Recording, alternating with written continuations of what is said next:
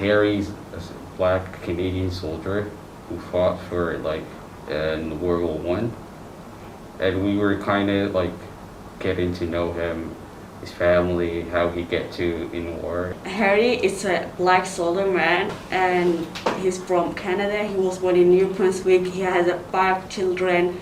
He joined the war. He came all the way to England for training, but unfortunately the officer senior didn't allow him to join it because he was a black soldier man.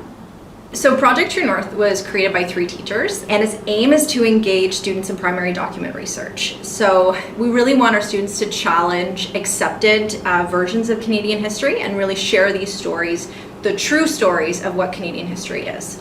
So the number 2 Construction Battalion was formed on July 5th, 1916, and it was a unit of the Canadian Army that was made up of only black soldiers. So the experience of a black Canadian soldier is different than that of other Canadians. In light of racism during that time, they were not allowed to enlist in the war at the beginning of the war, and black Canadians wanted to serve their country. They were nationalistic, and so they fought for the right to serve. And that is why this battalion was created. Yeah, it's surprised, how I ask myself, if I want to fight for my country, no matter what color I am, I have to fight for my country. But it surprised me when they say, no, because you are a black man. The thing that surprised me is the fact that he had 5 kids, and his mom and his wife. And he was the only person who had to take care of that family. And then he got into the war, and then after a few months, he got his arm injured, so the arm is no longer going to work.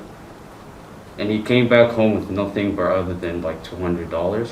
In our case, our soldier, Harry Timothy Jones, suffered a very grave injury while he was in France. So in our files, we actually have drawings of where he was injured, the muscles that were atrophied. These documents are 100 years old, and they're hard for even archivists to understand. And what's brilliant is that my students are English language learners, and I think that that's really something that is incredible, that these students who are learning English are able to piece together and lend their voices to this soldier who's no longer able to share his experiences in the war.